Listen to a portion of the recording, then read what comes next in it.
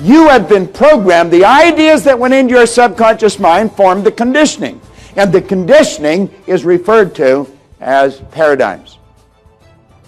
Paradigms are nothing but multitudes of habits. Now, let's think about this. What did the people earn? How much money did they earn in your neighborhood? I was born and raised in a very poor neighborhood. How many were born and raised in a poor neighborhood? Quite a few of us. I often say in our neighborhood, people never slept alone until after they got married. I mean, it was a busy place, you see? Okay? It's sinking in, you know. Takes a little while. Right?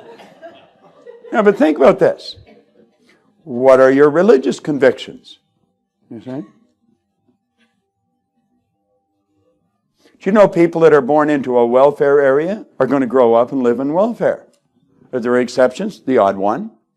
But most welfare recipients, third, fourth, fifth generation welfare recipients. It's kind of sad. Your paradigm controls you to an enormous degree. And you've got to break out of it. Now, the paradigm is going to dictate how you think. Now, play with this for a moment. You've got a power flowing into your consciousness. You can think anything you want.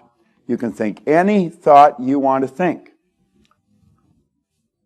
If a person's paradigm has them earning $50,000 a year, do you think you're going to have difficulty getting them to believe that they can earn $50,000 a month? If a person's been raised to believe it's their paradigm that you've got to work hard if you're going to earn a lot of money. How many of you were taught you have to go to work and work hard if you're going to earn well? But you see, working's the worst way to earn money.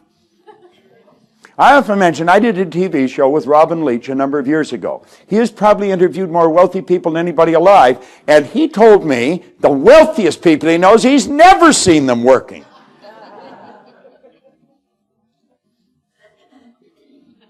I have a friend of mine who's an actress on the West Coast, and I was talking to her one day. She was going over to Spain to shoot a commercial. They were giving her $1 million just to say boo, boo, boo in a commercial. $1 million. You see? Now, some people say that's not fair. No, it is. It really is. The money you earn is relative to the service that you render. Bing Crosby recorded a song in 1942. His family or his estate are still getting royalties from it. It's entertained millions of people for over a half a century. That's worth a lot of money. It probably took them all of a couple of hours to record the song. You see? You're providing a lot of service. I don't know how many Reed's got in his downline, but what would you say are in Reed and Yvonne's downline? How many? Yeah. Around 60,000. Around 60,000. Now let's suppose only half of them are awake. That's a lot of people, isn't it? That's providing a lot of service, therefore they're worth a lot of money. You see? Now these are the things that we've got to start to think about. You become what you think about. You see? What do you think about? See, you can think anything you want.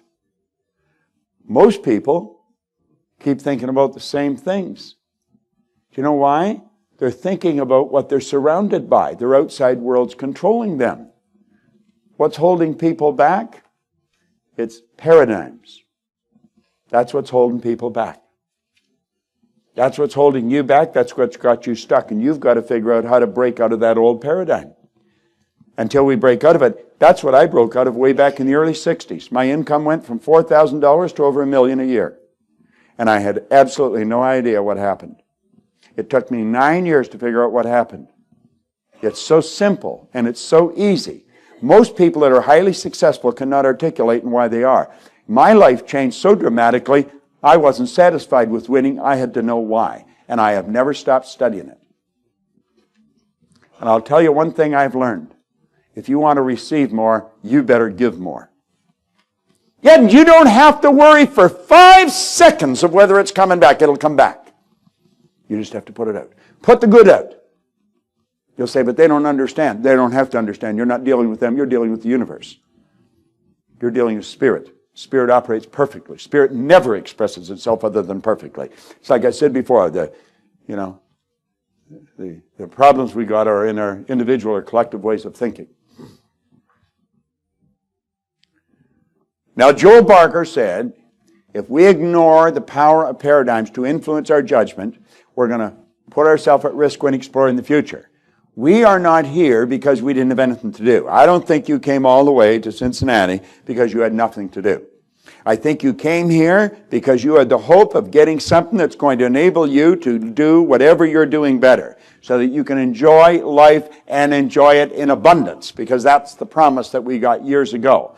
Now, what are paradigms? Paradigms are nothing but a multitude of habits. Habits are very difficult to break out of. If you know how, you can do it. And get this, they are other people's habits. We inherited them. I talked about the environmental conditioning when you're a baby, but there's genetic conditioning. It goes way back for generations. That's why we look like our relatives.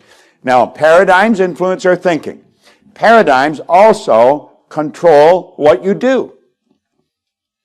Paradigms control what you do. Now, you have all kinds of knowledge in your consciousness, but that doesn't mean that you're going to make it happen.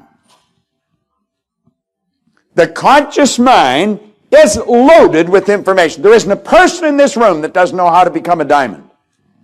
Every person in this room knows how to become a silver, and if you know how to become a silver, you know how to become a royal diamond. But you want to know something?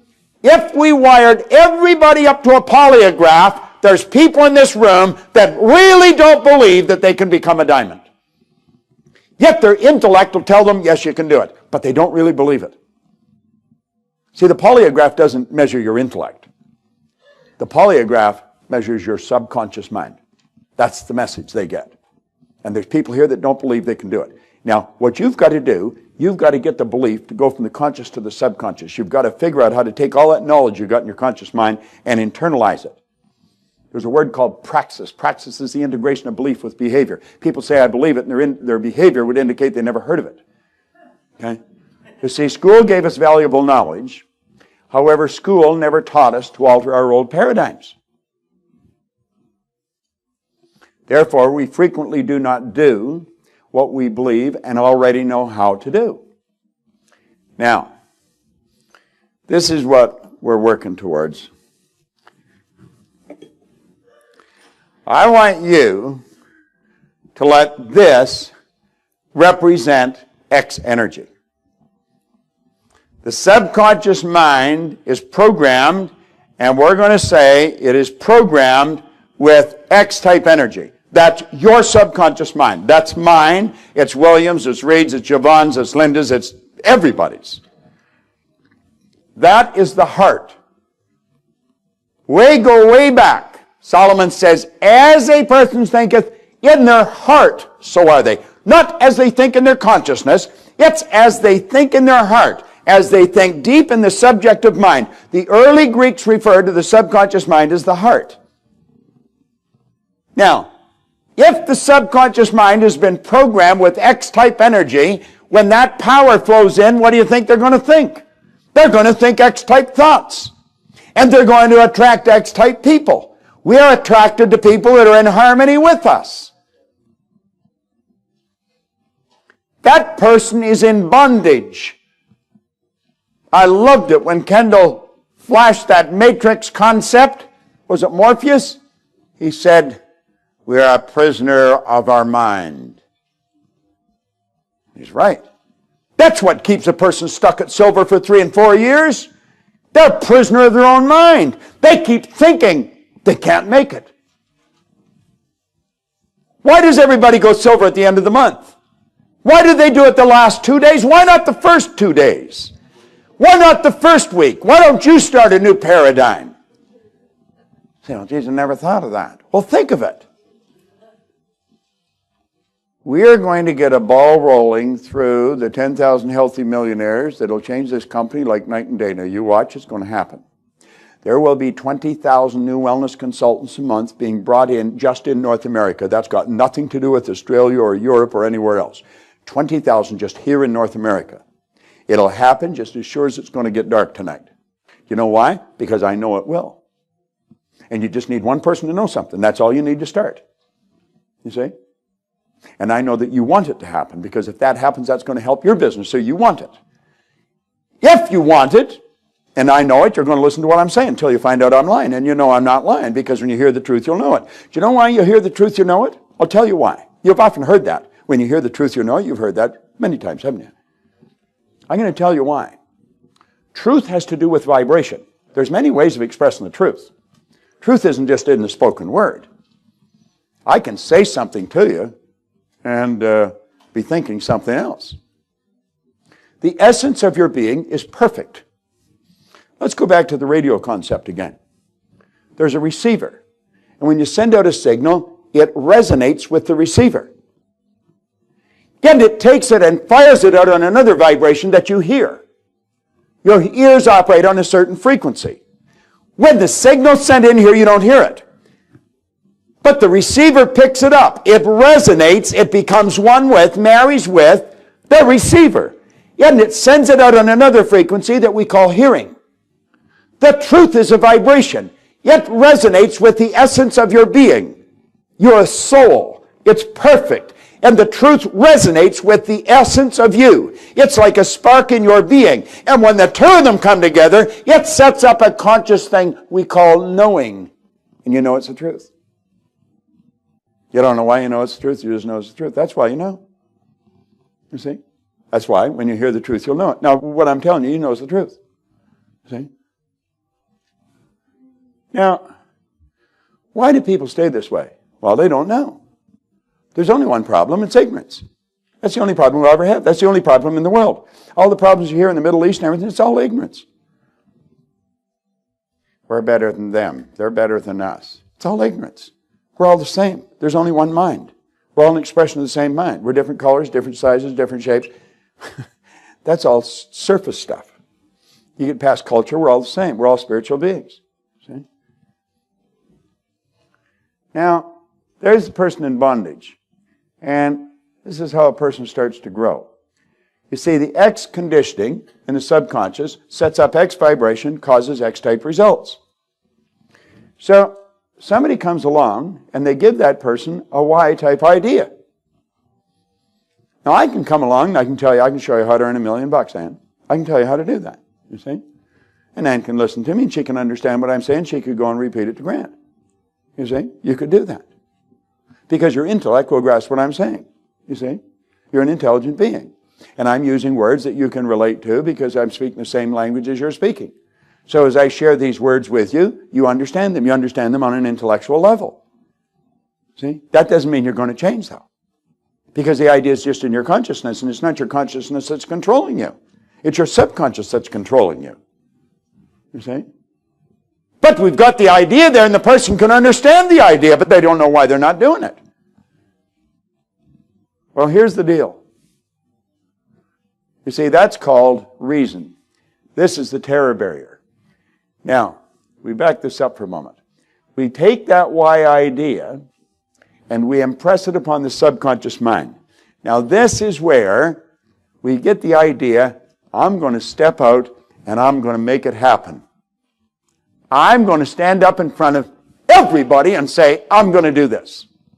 I'm going to go diamond. I'm going to go royal. I'm going silver. I'm going platinum this month. And they just about get sick. Why? Well, they've internalized the idea. And when they internalize the idea, they got to move ahead. And what crops up? The terror barrier crops up. They hit that terror barrier, and you know what happens? Worry, doubt, and fear hits. And when that hits, they go scooting on back to where they started out. And they say, you know, it's not such a bad place to be. I don't really need the big house anyway. You know, those cars are expensive to fix.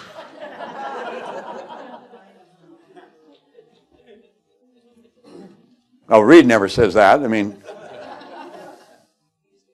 you see what happens? The second you impress that why idea upon the subconscious mind, all hell breaks loose. Now, you've got to understand this. It happens pretty fast. Your central nervous system would make the electrical system in a supercomputer look like an absolute toy. It really would. Now, when you really understand that that's what's happening, you can start to overcome it. Most people don't understand what's happening. The fear takes over, they get anxious, they just feel so uncomfortable with the idea. They say, I'm just not going to do it. I don't want to do it anyway. I never wanted to do it. I'm doing it because she made me do it. Yeah, the devil made me do it. Yeah, well, she's the devil in this case, you see. You know why you're all laughing? Because you can all relate to it. It's like the kid in school. Does the kid want to get A's? Absolutely, the kid wants to get A's. I don't want to get A's. Doesn't make any difference. You see? Well, that person's just not going to go anywhere, are they? Every time they go to act on the why idea, what is the why idea? Well, the why idea is go silver this month.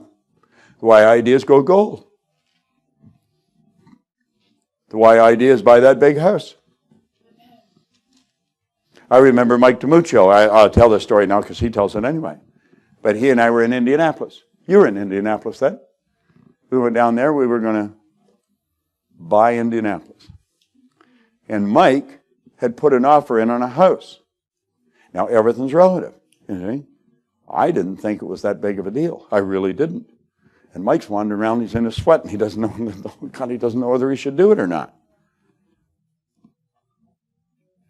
And I said, what's the problem? I said, go and buy it. I told him, I said, quite frankly, Mike, I thought you'd be buying a bigger house than that. You see? I've often talked to people that are going to change everything because they think they can't afford it. I said, get out of here. Just absolutely refuse to go backwards. There's no need of going. Why would we go backwards? That's why. That's why we're scared to go ahead. I've lived there. I know what it's like. I remember Tolstoy one time. He wrote something. He said, I couldn't go ahead, I couldn't go back, and I couldn't stay where I was. Have you ever been there? God, I've been there. That's not a nice place to be. I can't go ahead, I can't go back, and I can't stay where I am. I hate the way I'm living. I'm afraid to change it, and I can't go back to where I was. That's an awful way to live. Do you know a lot of people live like that? Have you ever wondered why they get sick? Have you ever wondered why a person 30 years old drops dead with a heart attack? You see? That's why. They have never figured that out. You can teach this to a kid. It's important you understand this. People hit the terror barrier, they bounce. Now, generally when they bounce, they go right back there into bondage, and they don't even try for a long time. God, that was so scary, it just, I just can't even think about doing this anymore. Okay. The terror barrier is the paradigm. It's the paradigm. It's the composition of habits that's keeping you frozen where you are. I remember Linda I said, get in your own business. I said, quit doing this for somebody else. So she started her own business. She spent all kinds of money. It cost her over $100,000 to open this office. And she was right up to here, And I would find her sometimes trying to figure out, where'd she go? And I'd go in the bedroom. She'd be in bed with the covers right over her head. This is a true story. And I said, what are you doing? I can't handle it. I just can't handle it. And I'd say, well, then quit. Yeah, quit. The covers would come off and away she'd go again. Now, what she really wanted me to do is get under the covers with her and hold on to her and say, honey, don't you feel bad. You're going to do okay. But she wouldn't grow, would she? Everybody reacts to the terror barrier a little different. You see, I used to get drunk. Oh, yeah, I did. And I'd stay that way for a long period of time. And, of course, that caused all kinds of problems, Listen, everybody, some people eat. They just eat. Some break out in rashes. I knew that if I didn't deal with him, I might as well quit going because he just ruined everything. And so I mustered up the courage and I went into the meeting this day, and sure enough, Gardner shows up. Man, you talk about being scared. I was scared. But anyway, I couldn't show it, you see. I guess you do, but you don't. And so I got in there, and he started to cut up. And I went back, and I stood right in front of him. And I said, you know something? You've got to be the dumbest I've ever met in my life. And I stared him right in the eye.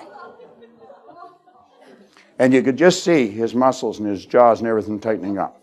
And I didn't know if he was going to drop me or what he was going to do. And then he started to laugh.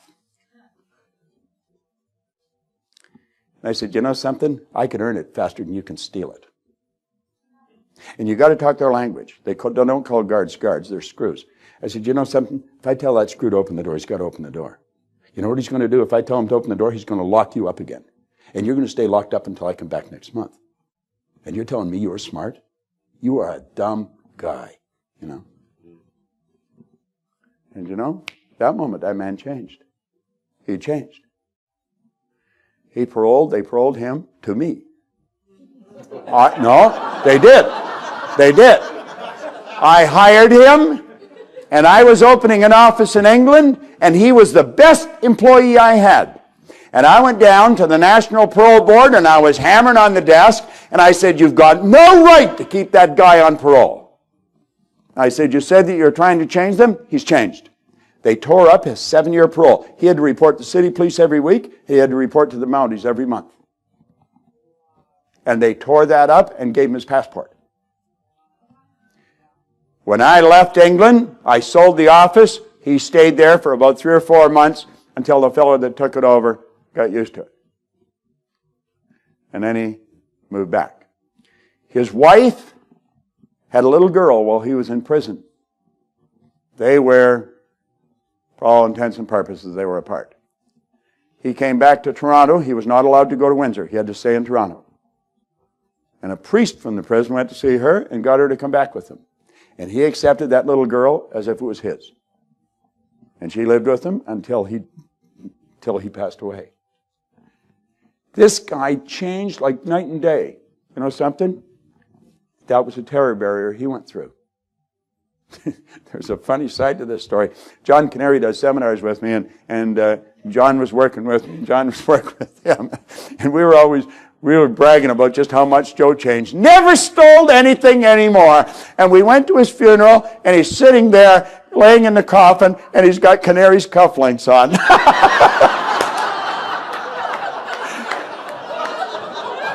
Canary said, he's wearing my cufflinks.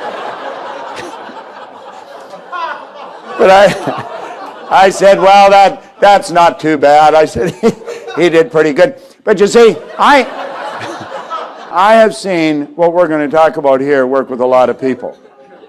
I've seen it work with kids in school. You saw we had a dozen kids standing on a stage in Kansas City.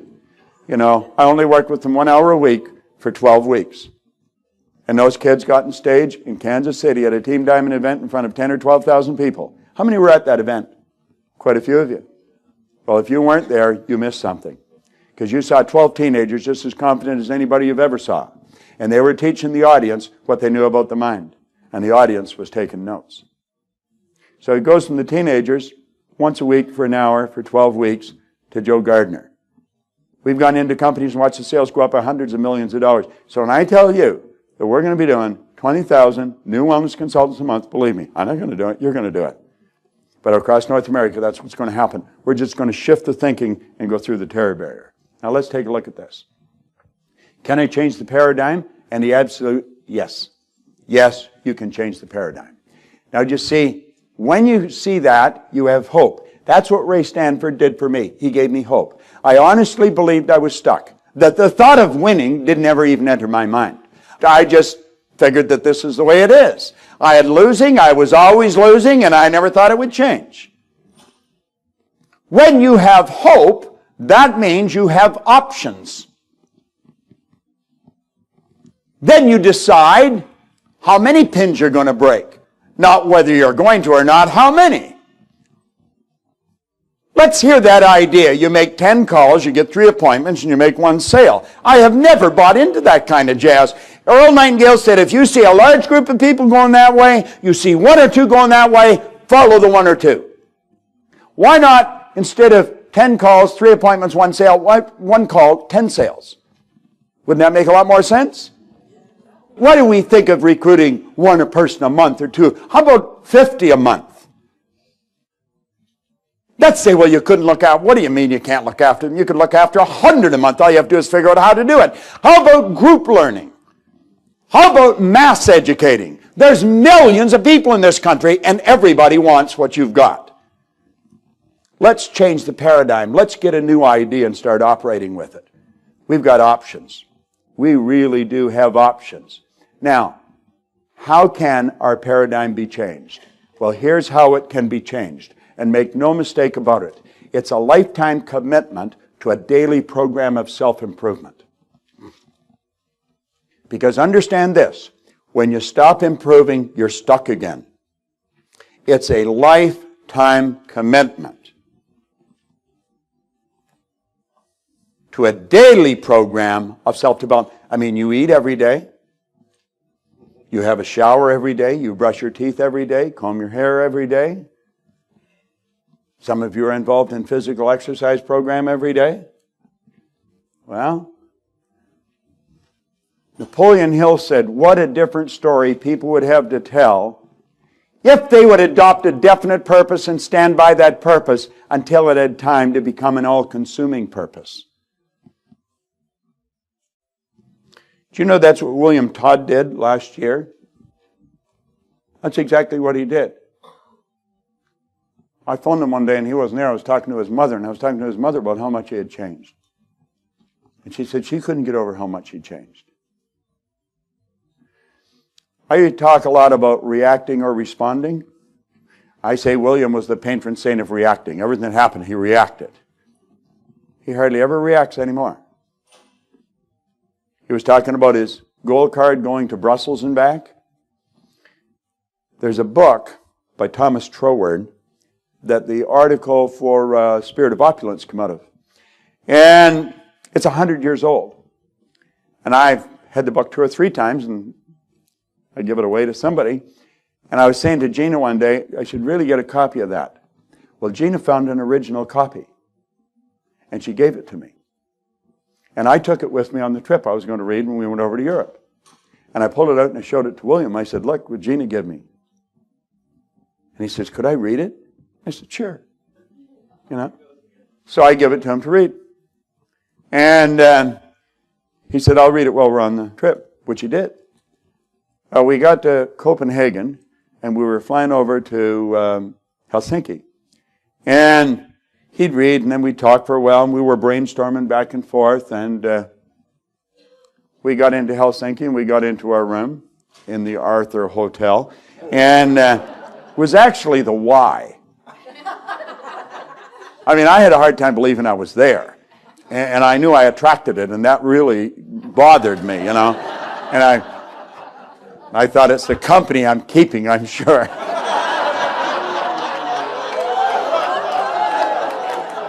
That's 2. I'm going to get this back, I know. But at any rate, I go into his room to see if his was as bad as mine.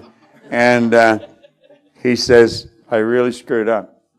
I says, what do you mean? He said, I left your book on the plane. I thought, well, see, I really believe everything's where it's supposed to be. I do. I believe everything's where it's supposed to be. Linda doesn't always believe that, but I believe that. You know. She does most of the time. You know. And so I said that to William. I said, well, the book's where it's supposed to be. I said, oh, phone lost and found. I said, okay. So at any rate, we did what we were doing, and we got to the airport in Helsinki to leave. We were going back to Copenhagen, and we were just ready to go through customs or security or something. He said, wait here for a minute. And he went away, and about 10 minutes later, he came back with a big grin on his face, and he's got the book. It had been to Brussels, and it came back, it was still on the seat. And somebody found it, and he had his gold card and his purpose and everything in it, got it all back. The book was where it was supposed to be. Linda had ordered 4 Lead the Field programs for a Sigrid, a lawyer, a lady in her group in Germany. And so I got there, and she came out to the meeting, and she asked me, she said, do you want to take this money back to Linda? And I said, well, they don't usually trust me with the money, but I said, okay, I'll take it back. And so there was $800 in American money in an envelope, so I folded it up and I put it in another envelope. And I don't know where that envelope is. Then I got home and I said, you know, that I don't know where it is. Now, I was talking to Diane on the phone, and she says, there's probably a real happy maid in a hotel somewhere, you know. But you know something? That's probably what she needed, you know. She probably needed that, and Linda didn't need it anyway. So, I mean, it wasn't my money. I mean, why would I get upset? You know? But the point is, if you react to situations, the situation's in control. If I had got upset over the book, or if William had got upset over the book, in fact, if he had got upset, he probably wouldn't have got it back, because he wouldn't have even thought of going to Lost and Found. If we got upset over the $800, I mean, that isn't going to bring the $800 back, so what's the point in getting upset? So then the $800 is in charge of you. Well, William used to react to everything, and he stopped. And you know why he stopped? He got a purpose. He locked into a vision, and he bit the bullet, and he went through the terror barrier, and he set a big goal. And then he has stuck to it religiously. He has done a phenomenal job. Now, I see people do that. I don't see it do it often, but it does happen. You see, research indicates a very small percentage of the population establish effective goals. The research also indicates that only a small percentage of the group that do establish their goals achieve them. Now, you have to ask why. So, what we want to do is look at why. Most people don't use their imagination when they're setting a goal.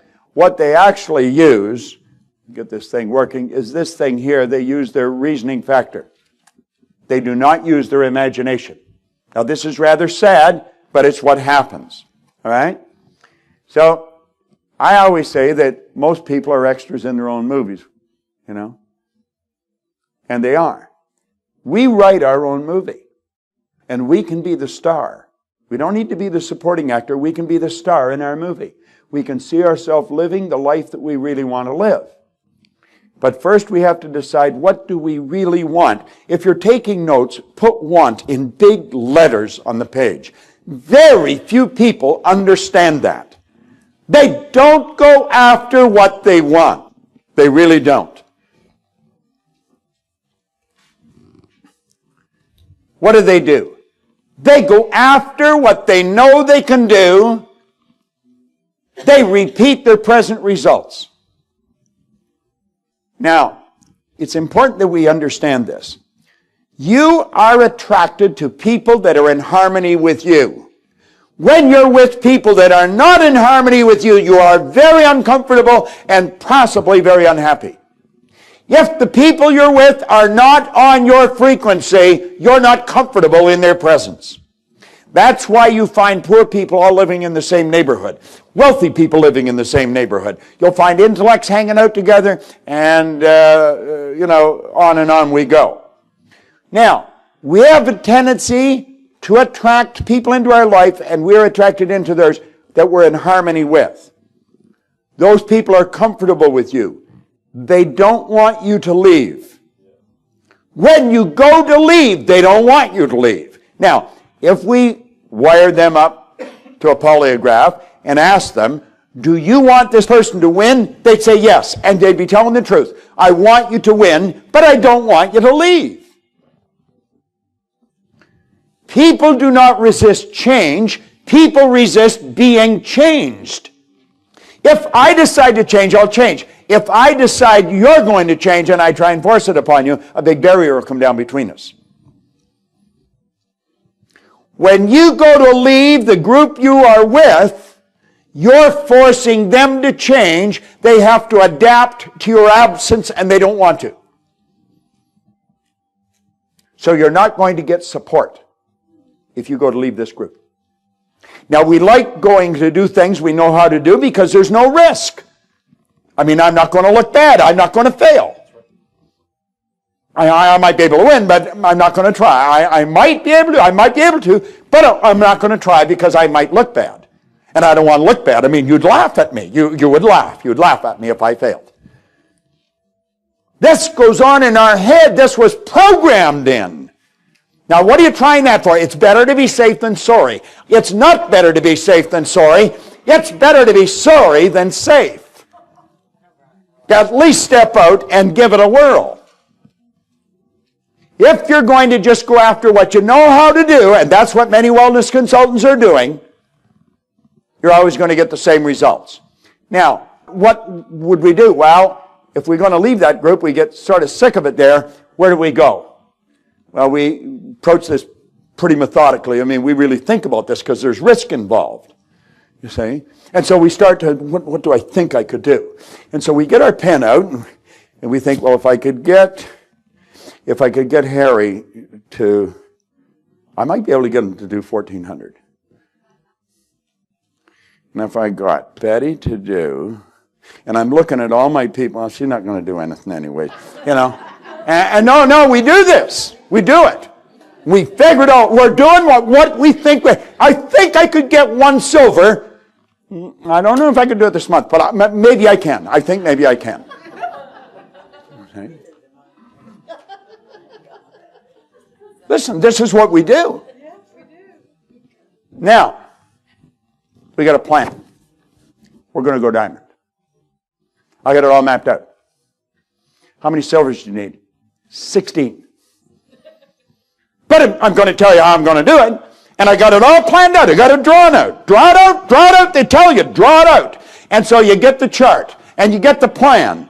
And then you put it on computer, and you do it really nice. And you get graphs, and you get pie charts, and you get color printer. You go over to Kinko's, and then you get a beautiful folder, and you go to an office supply, and you get the folder, and you got the folder, and it really looks good, and you think, I'm going to do it. I got the folder.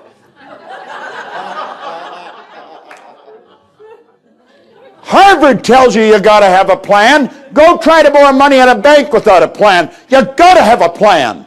You're not a responsible business person if you don't have a plan. So you got the plan. And you're going after what you think you can do. Now, you don't do this too often, but you do it. You wander up to what you want to do, but you got to fantasize. And of course, you've been taught you're not to do that. I mean, you've got to be realistic. You know, fantasies for kids. When you're a kid, you could fantasize. You know, you could play with the pots and pans, turn them into flying saucers if you wanted. You know, and it got you out from under your mother's feet. I mean, and that was okay. She's not going to hurt anything. Everything's fine. Just leave them there. Don't bother them. They're doing all right. And the kid's taking a trip. They're exercising their imagination. They see things that somebody has never seen in their whole life. And that's okay. Until they go to school. And then the teacher comes down and slams their fist on the desk. The kid almost pees themselves. And they are scared. They are really scared. And if they keep this up, they get punished. They stay after school. You're just a bad boy. I'm sending a note home to your mother if you don't pay attention. Kid's bad. You know what he was doing? Exercising the greatest gift God gave us. Has to be strengthened. I mean, you couldn't imagine a parent keeping a child laying in bed. Can't move your feet. Don't move your feet. You strengthen your muscles. You might be able to walk if you do that. Okay. Or we understand it physically, but we don't understand it mentally. We let them exercise their imagination until they go to school, and then the teacher comes along, stop that. So the kid stops. And they spend the rest of their life going from what they know how to do to what they think they can do. But there's no inspiration there, and they're not getting any support. And so they finally get fed up, and they come back down here again.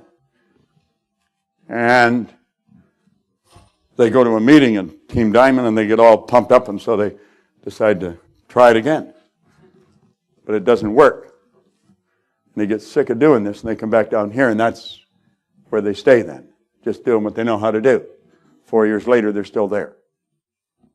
You see? Earl Nightingale said, this is why Success for most people remains a puzzle. Now, if you're going to win in the can or in any other business, you must follow this creative process. And there is no other way. There is only one way. You've heard that straight is the gate and narrow is the way that leadeth unto life, growth, and few there be who find it. Why? People don't think. They're ignorant. They don't know, and they don't even know they don't know. And so they stay stuck. Could they do it? They're endowed with more power than you could describe. If you're going after what you want, you've got to fantasize. So you build a fantasy. What did Wolfgang do? He built a fantasy. He said, 2.5 years from now, I will be a royal ambassador. And 2.5 years later, he was a royal ambassador. He went further, faster than anybody in the history of the company. But it was a fantasy when he first started. He said, I had a diamond. I was a diamond, but it wasn't strong. Now, you see, we are the only creature on the planet that is able to fantasize. Nobody else can do it. Just us. We have the ability to tap into an infinite source of supply, pure, unadulterated spirit, and bring it into our consciousness and build any picture we want. That's how the Wright brothers got off the ground. That's how Edison built the light. That's how Hillary got to the top of the mountain. That's how this company was built. That's how this hotel was built. Bill Marriott started out, took his wife, when they first got married, went over to D.C. and bought an A&W franchise. That's where Marriott started. But he didn't plan selling hot dogs forever. He had a dream, you see. But he also had an understanding. And that's what you need. You need an understanding. This is, without question, the best vehicle I have seen in 38 years. You've got to then turn your fantasy into a theory. A theory is an idea in your consciousness. You've got to give it serious consideration.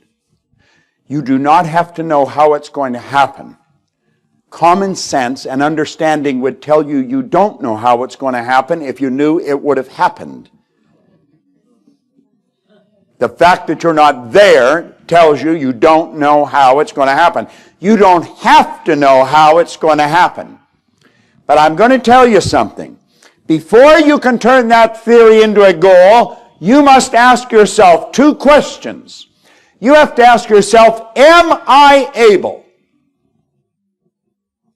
Now, that doesn't say you've got to know how it's going to work. Am I able? Every religion teaches you that you have infinite power. All science teaches you you have infinite power. If we want to go into it in great depth, we could prove it beyond a shadow of a doubt in our own mind. Yeah, we're able to do it. There is no question about are we able to do it. Stop and think of what you are. You're able to write your name. Have you any idea the number of electrical charges have to go through this instrument that you're living in for the sole purpose of writing your name? Do you know that the blood in your body circulates through hundreds of miles of passageway every 33 seconds? It carries all the food in, all the garbage out in one sweeping change. We don't even hardly know anything about ourselves. Am I able? I am endowed with power beyond the scope of my imagination. The most erudite scientist alive will not even guess at what you're capable of doing. I think we have to agree we're able to do it. What? Whatever we can imagine. Napoleon Hill put it very well. He said you wouldn't be able to get the idea if you couldn't do it. Keb Mo, a blues singer, he said dreams are more than dreams. Dreams are messages telling you what you can do. The second question you have to ask, am I willing? Am I willing to do what Elsa has done? Am I willing to study those lessons? Am I willing to get my group on the phone and review them? Am I willing to quit hanging around with the same people that are doing nothing? Am I willing to break away from the group? Am I willing to do whatever my downline wants me to do to help them? Am I willing to simulate my presentation until I have become an absolute master at it? Well, if you're going after what you want, you should be willing. Now, if the answer to both those questions are yes, your theory just turned into a goal. Now, if you really understand the divinity that's locked up within you, you will know that you are a part of the whole scheme of things. And you've got to understand, when you take that idea and impress it upon your subconscious mind, you have impressed it upon universal intelligence, and instantly the law goes to work. One of the first laws of the universe is the perpetual transmutation of energy. Energy moves into form, through form, and back into form. It instantly begins to move into form. In religion, they call that prayer. The movement that takes place from the non-physical to the physical with and through us. And all prayers are answered. Most people are praying for what they don't want. They don't understand that. Prayer isn't getting down and talking. That's making a noise on your knees. Prayer is a mental process that takes place. We've been given the faculties to do it. We've got to understand that. The second you impress that, it instantly begins to move into physical form. And your fantasy has become a fact. Now that is learning. It's the feedback from the experience that's the learning experience. Then you will be in a position to build bigger and better fantasies. And folks, that's called a creative process. A creative process. Now, let's look at this again. Let's forget about the know what to do and what you think you can do, and let's get into the fantasy. Let's see it. See what it is you want, but you've got to really want it. Now, when the want comes to your consciousness, don't push it away because you haven't got the money. You don't need the money. Don't push it away because you don't have the resources. You don't have the people. You've got a weak downline here and there. None of that matters. Yet, can you see it? If you can see it, that's all that's required.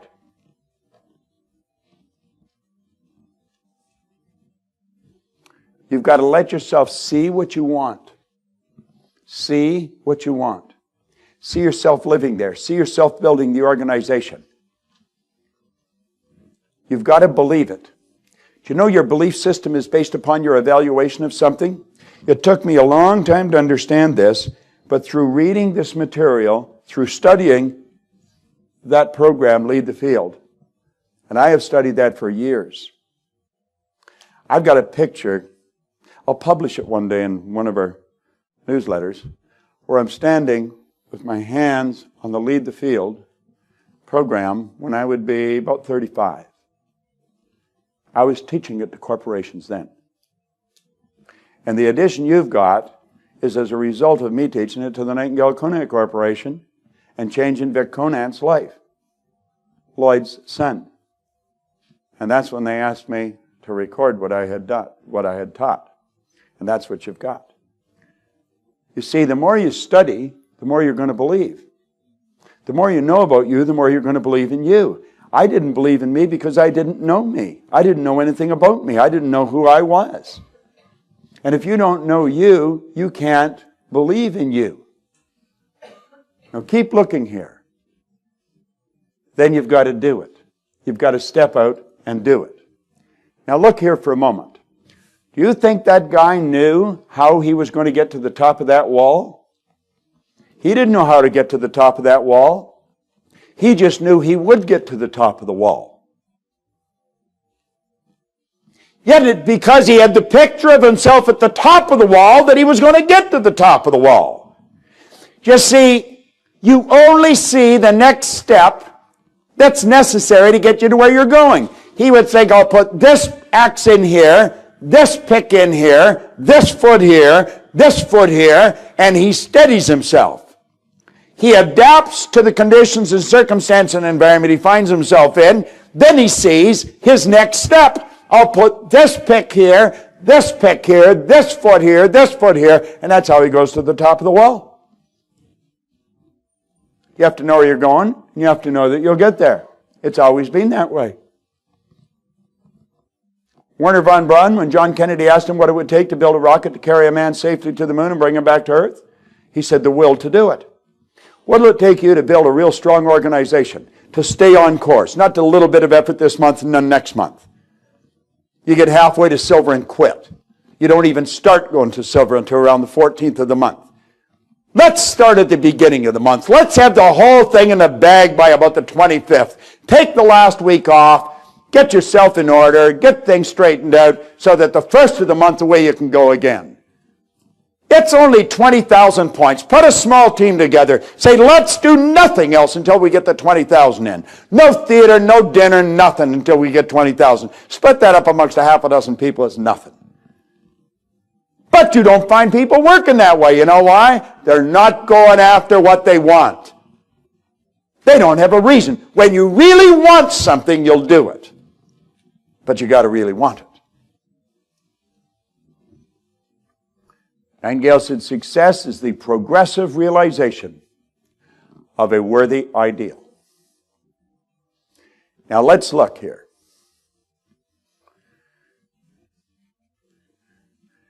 There you are there. You impress the why idea. And you have to go through the wall. Now, Thoreau said, if a person will advance confidently in the direction of their dream and endeavor, just give it your best shot. Do you fall off track? Yeah, sometimes you do. You endeavor to live the life you've imagined, you will meet with success unexpected in common hours. One day you're just going to realize it happened. It just happened. So here we are. You impress the why, and you crash through that wall. Now you've impressed the why once, you impress it twice, you impress it 3 times. You've got to keep impressing the why idea. Because you see, as long as the X energy is still there, it's going to cause you problems. It's going to continue to cause you problems. Now look at this for a moment. Let's say this is the X energy, and this is the Y energy. If I impress Y upon X, I've affected X, haven't I? I've weakened it. Would you agree? Okay? I have weakened it, haven't I? Can you see the difference? No, you can't. You can't. Your eyes deceive you. Don't be deceived. God is not mocked. Whatever you sow, that's what you're going to reap. Now you've got to keep impressing this, even though people are telling you you're crazy. You've got to keep reading the articles. Why do I tell you to read it 3 times a day for a month? Why do you think? What did Thoreau say? He said, if a person will advance confidently in the direction of their dream and just endeavor to live the life that they have imagined, they will meet with success unexpected in common hours. Now that person went through the terror barrier. You know something? You've got to go through that terror barrier every day. Every day. The terror barrier doesn't go away because you went through it. It scares the daylights out of you. You're afraid to call on people? Calling on them once isn't going to cause the fear to go away. It's going to keep going, going to keep going, going to keep going. But you know that if you keep doing this, now I learned this from personal experience. It took me a long time, but it actually happened. I was driving around with a battery-operated record player. And I was playing the same record over and over and over. And I was reading that book over and over and over. And you know something? One day, you're going to be driving along, and you're going to do it, and boom, it's all changed. Just like that. The X is all gone. You see, you don't even notice it happening, but the X is there, and it's gone. And you're a totally different person. And you never have to go back. And you're not scared anymore. That's why I say confidence is strength with style. It's really special. I remember when it happened to me. And you know something? For 40 years, I've been having people telling me they don't believe it. They don't trust me. Why are you doing this? And that bothered me for a long time. It really bothered me. You see? And then I started to realize they don't know. So you forgive them because they don't know what they're saying. I've got people in Team Diamond, they said, I don't trust that guy. Why is he doing this? It doesn't bother me anymore. It used to bother me. It doesn't bother me anymore. They say, why are you doing that? Well, it's just the way I do it, you know. And you see, if you just give it, it's all going to come back. I'm living in a healthy body. I don't get sick. I can go as fast as anybody in this room. In fact, you'll probably wear out before me. I don't wonder whether I'm going to win. I know I'm winning. And it doesn't matter how long it takes. You got to keep doing it. You just got to keep doing it. And you see, if you will persist, you got to keep reading those articles. You just got to keep reading them. You got to go to the meetings. Now, you want to make up your mind, you will never go to another wellness preview without a prospect. Why would you go without? This is not a prayer group. This doesn't make any sense to go alone. Why would you go alone? Do you want to know why? Part of the paradigm. Almost everybody goes alone. Well, you should go. But why? Why? Well, you have to hear it. I've already heard it. I haven't learned a lot. I'm doing what everybody else is doing. I'm not doing anything. Let's make up our mind. If we're going to go, we take a half a dozen people with us. They say, what's it about? Say, it's everything you want. That's what it's about. It's about earning all kinds of money. It's about having time and money freedom. Why do you know most of the people that I know there that are making it happen? They don't work hard. They have tens of thousands of dollars coming in every month. They travel all over the world. They work when they want. Why would you go to a wellness preview alone? How about a business meeting where we're selling an opportunity? These products are so good, you don't even have to hardly talk about them. I ain't got to talk about the product. You got to talk about the product. I'll go ahead and talk about the product. You know. If you haven't got a good product, the company doesn't stay in business. This company's got phenomenal products. These products have been tested by people a lot smarter than us. That's what you need to do. You've got to get through there. You've got to make the connection between your mind and your prospect's mind. And you want to make sure your mind is clear. You want to make sure that your mind is directed. You want to make sure that you have the proper image, that you've got order in here, because that's what you're going to give to them. And you know, if you just spent about 15 minutes a day really getting your presentation, don't say, I don't like to sell. Everybody's selling. Selling isn't doing something to people, it's doing something for people. It's leading a person in a path of agreement. You see?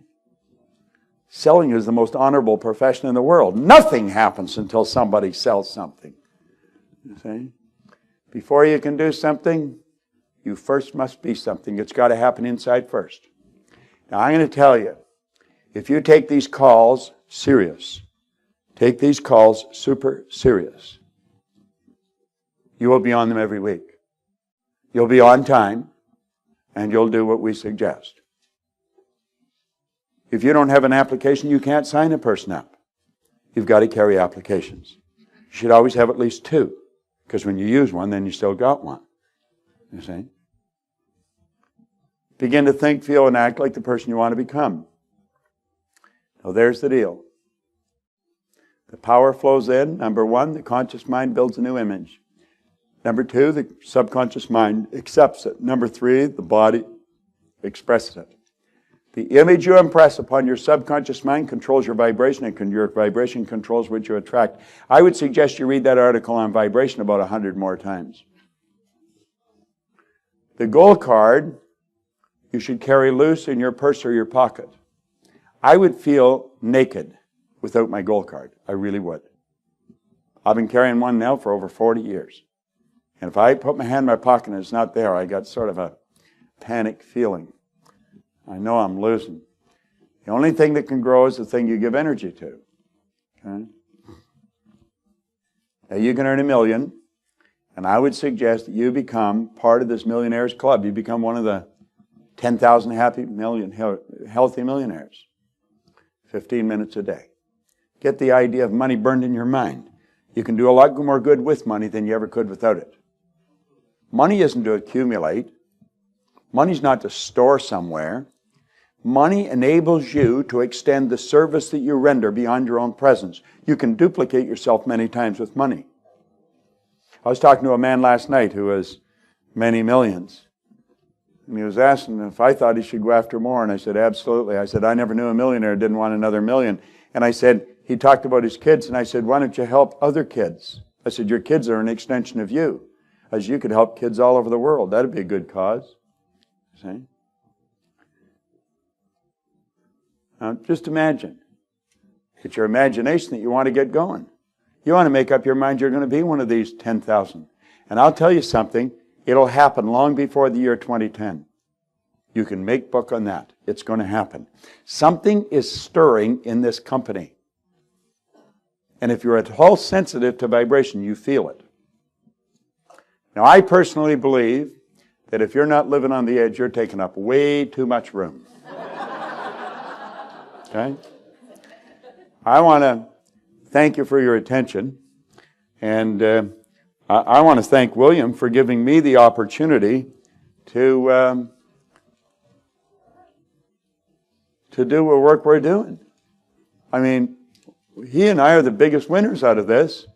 And then Reed joined it, and Roger joined it, and we got just a big bang out of it. And a lot of people are being helped. Now, if that just originated from an idea William had, do you know that the tour originated from William's idea?